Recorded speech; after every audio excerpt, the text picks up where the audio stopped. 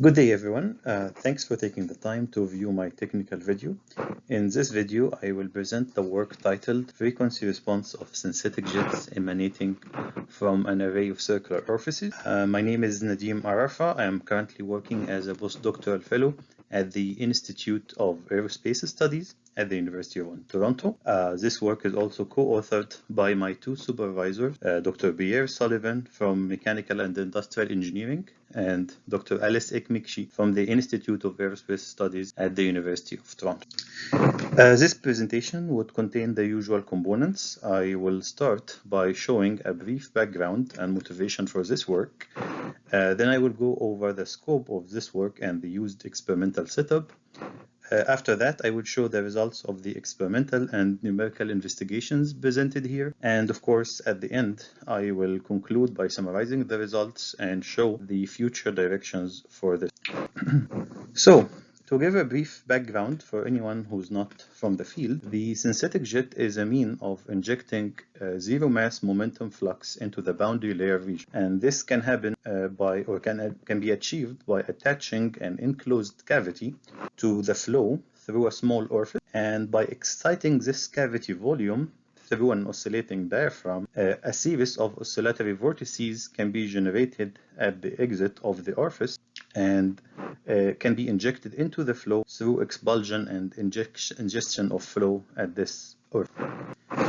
And this configuration, of course, shows a great potential to be used in control of separated flow over airfoils, as shown in the figure here, because with some careful design, this cavity can be easily fitted inside of the airfoil so that the synthetic jet is introduced at the onset of the separated boundary layer. And if this design is achieved properly, you can target the location where the boundary layer is just about to separate, and then by using the synthetic jet, this separation can be avoided or delayed by injecting the high momentum in this portion of the boundary layer where the separation might start. So this can pretty much overcome any adverse pressure gradient and, as I said, delay or avoid the separation. And of course, if this happens, it has been shown to be very efficient in reducing the drag of airfoils, as shown in this figure in the work of Firo et al. At 2017, where they were able to achieve almost up to 60% reduction in drag force using this synthetic jet technology.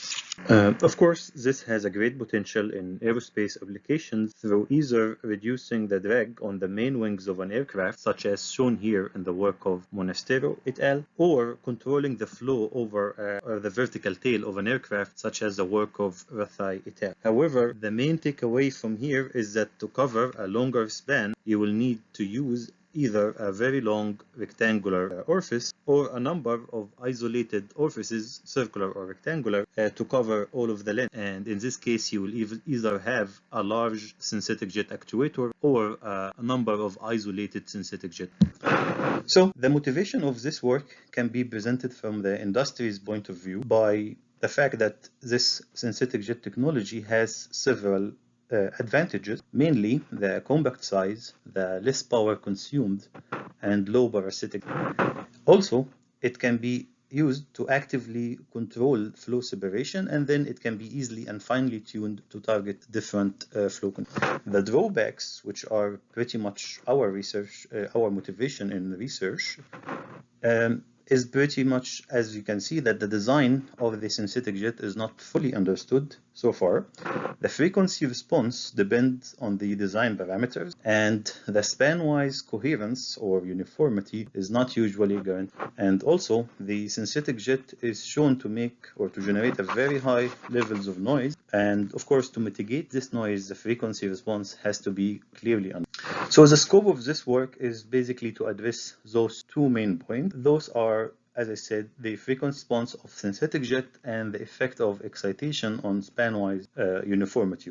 The work presented here is carrying on the work of Firo in his PhD thesis, and focus will be placed on synthetic jet actuators using an array of circular holes. And it will be tested in quiescent flow conditions, so no cross flow will be generated in this work. And the synthetic jet will be introduced to a flat plate configuration just to avoid any other instabilities or irregularities in the flow. And both experimental and numerical results will be used to reach the objectives of this.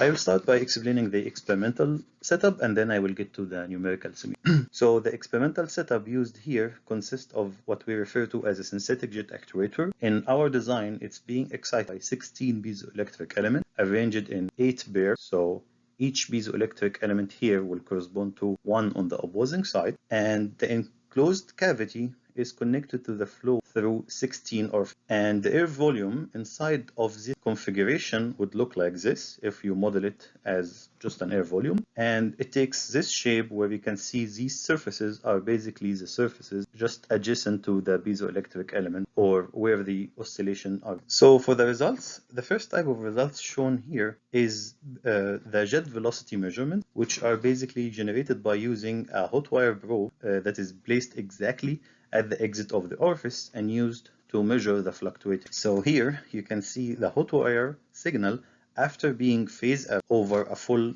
cycle corresponding to the input excitation and the positive amplitude or the positive portion of the input cycle would basically correspond to the situation where the cavity being compressed. So this positive direction here will correspond to expulsion from the orifice, while the negative direction here will correspond to ingestion into the cavity. And of course, commonly in the literature, the phase averaged mean jet velocity is defined by this equation, where the mean velocity indicates the average jet velocity generated through only the expulsion stroke, and it's also which basically corresponds to the two red arrows here in my figure. It's also very important to notice that this second peak, as I mentioned, corresponds to the ingestion stroke, but here, just because we are using a hot wire, it doesn't show as a negative velocity because the hot wire cannot distinguish the positive or negative direction. It will generally look like a relatively lower peak rather than or compared to the expulsion. Now, when this mean jet velocity is calculated at every excitation frequency, we can get what we refer to as a frequency response curve, as shown. It is clear that we have a relatively common response curve where multiple peaks are observed. And of course, the first thing that comes to mind when dealing with cavity excitation is Helmholtz resonance frequency. But as you can see here, the value calculated from this equation for this geometry is basically, or can basically predict one peak or match one here, but it doesn't provide or correlation to the other.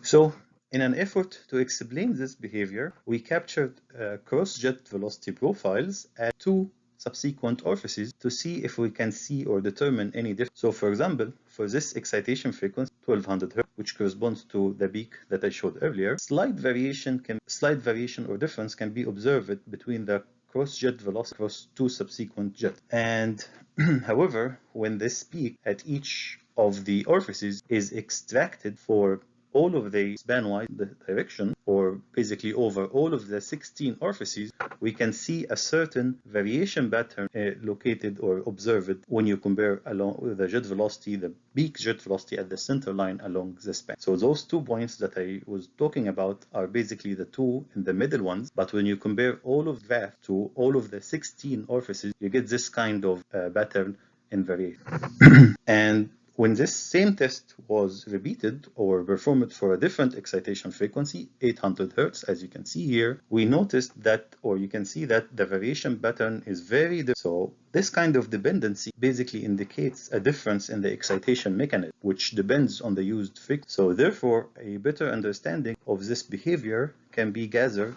by performing numerical simulation for acoustic excitation of the air volume inside of the cavity. And that's basically the second part of my results, as I mentioned in the beginning, where the acoustic simulations aim to solve or to numerically solve the 3D wave equation for that air volume entrapped inside of the synthetic jet actuator. And when you solve this and get the eigenvalues and eigenvector, you will basically get to values corresponding to the resonant frequencies and acoustic. So these simulations were performed using a COMSOL multiphysics package, and we followed the conventional approach by defining the initial geometry and defining all of the boundaries and materials as air and those surfaces as fluctuating velocity boundary. And then we used tetrahedral elements to mesh all of the volume proper. Of course, effort was given to make sure that the meshing capture all of the volume detail, and then the results would be in the form of pressure distribution inside same geometry, as you can see in a sample here to show the progression of the simulation.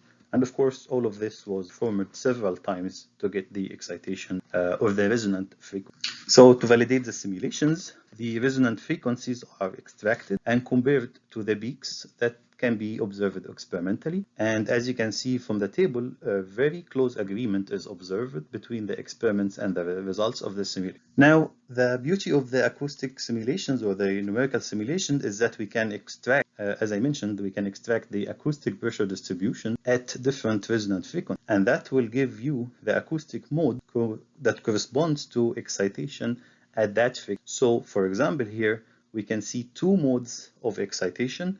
Each of them would have different variation of the acoustic pressure inside of the cavity volume, and each of them would correspond to a different resonant frequency.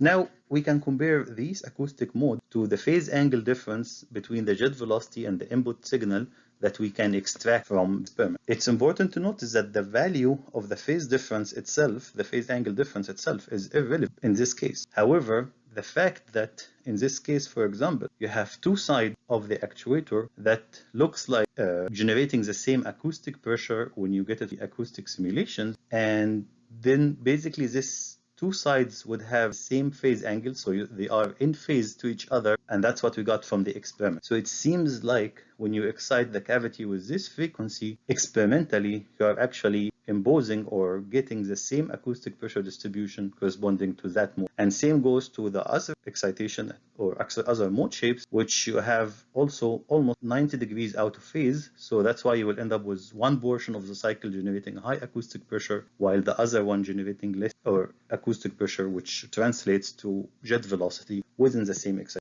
So in conclusion, an experimental and numerical investigation are presented here to explain the span-wise variation in jet velocity from synthetic jet actuator. The large volumes in the synthetic jet actuator may induce acoustic mode because of the cylinderness or high aspect ratio. Exciting different modes leads to non-uniform jet velocity distribution along the span, and this problem can be tackled by basically dividing the volume into smaller units, which is our current state of research and due for publication. And that's it. Thank you very much for your attention during this video, and I wish to see you all in August and take any questions on this.